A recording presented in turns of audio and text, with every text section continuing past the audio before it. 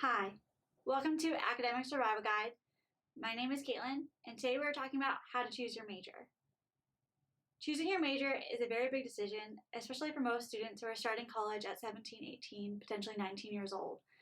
It's something that could affect your ability to earn a job later on in your career field of choice. It's absolutely okay to go into college undecided and maybe to take a few classes and decide on your major later on. However, the downside to doing that is that you may not select a college that hosts the major that you decide that you want to go into or the career field that you want to go into. And so picking a major also helps you select your college choice.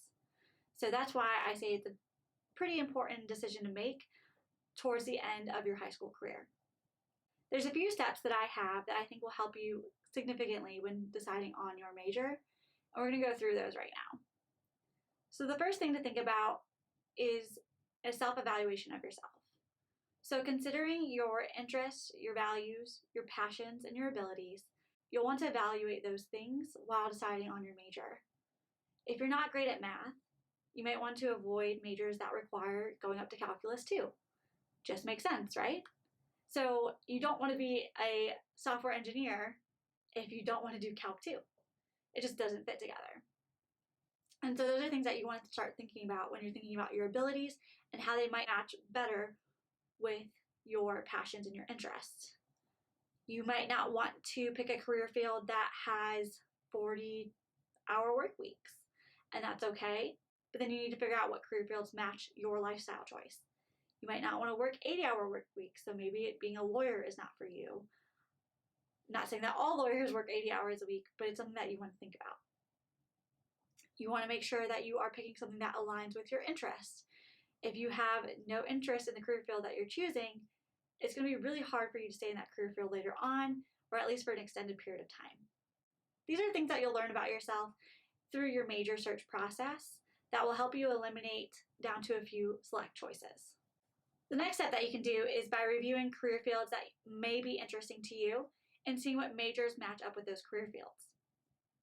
If you want to be a politician, you might want to look into political science. It matches up fairly well, and that kind of helps you understand how a career field can match up with a major, but not every major has a direct career field that they can go into. Let's say, for example, English.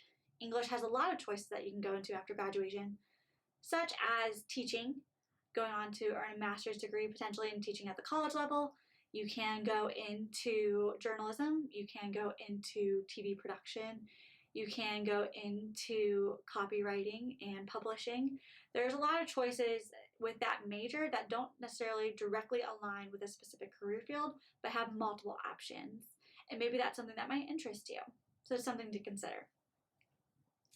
Once you've evaluated a few different career fields that you have narrowed it down to that you might be interested in, there's a few other steps that you can complete to help narrow down your search. Once you've decided on a few different career fields, you can use resources such as the ONET or the Occupational Outlook Handbook, and I'll link both of those down below for you.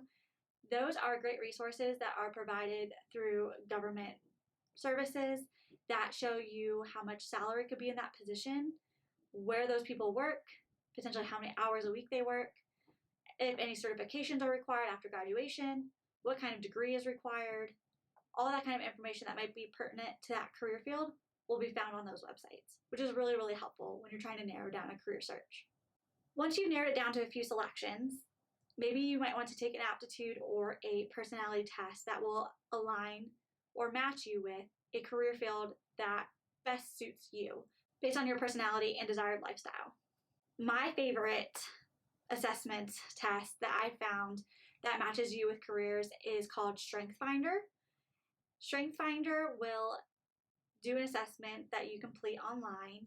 It's, I believe, like $15 for the book, which also gains you access to the assessment.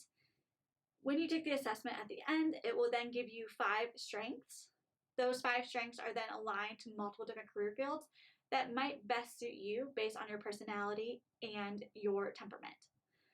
I found it to be extremely accurate. It placed me as an academic advisor, and I was taking that at the time I was studying to be an academic advisor. So it was pretty on point for me. What's great about the book is that it will walk you through what each of the strengths are and how those could be applied to certain career fields and how you can use those strengths moving forward. So I definitely think it is a great investment. It's only $15. I know that might seem like a lot at the time, but I promise it'll be so much more helpful in your career search than anything else that I've found so far. Once you've narrowed it down to a few major selections based on your career search, you're going to want to look at the major requirements.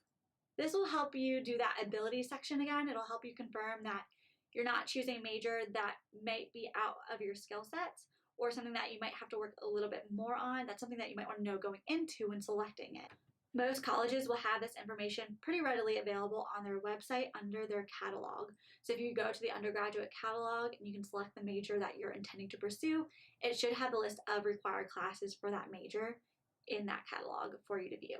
Lastly, before you end your major search, you might want to potentially meet with a career advisor. It is an extra step that might require you to schedule an appointment. It might cost a little bit of money to meet with a career advisor, but it can be really helpful in narrowing down your selection, and they can help make sure that what you're assuming that career to be is actually what the career would look like, which can be really helpful because sometimes we are deceived by TV and movie portrayals of career fields versus how they actually are. So maybe a career advisor might be a good choice for you. Most of the time when you're out of school, you can also change your major. So don't put too much pressure on yourself to select the right major the first time around. Maybe you get a semester in and you decide that you no longer want to do this major and you found another class that you fell in love with and would like to pursue that in the future. That is totally okay. We will talk about the process of changing your major in a future video, but just know that that is usually probably an option for most colleges that you attend. Lastly, when picking your major, make sure to pick a major for yourself. Do not pick it for anybody else. You are the one that is going to be having to do all the work. So make sure that it is something that matches with your abilities and your interests and your passions. Otherwise, you're not going to be very interested in the material that you're learning, which will make it very difficult to succeed in those classes. So I definitely recommend doing it for yourself and not for anybody else. If you like this video, make sure to hit subscribe so that way you can see more videos from me. You can also hit the bell icon. That will notify you when I post new videos. If you want to leave a comment about what majors you're considering down below, I would love to hear it and love to help you out. And I'll see you next time.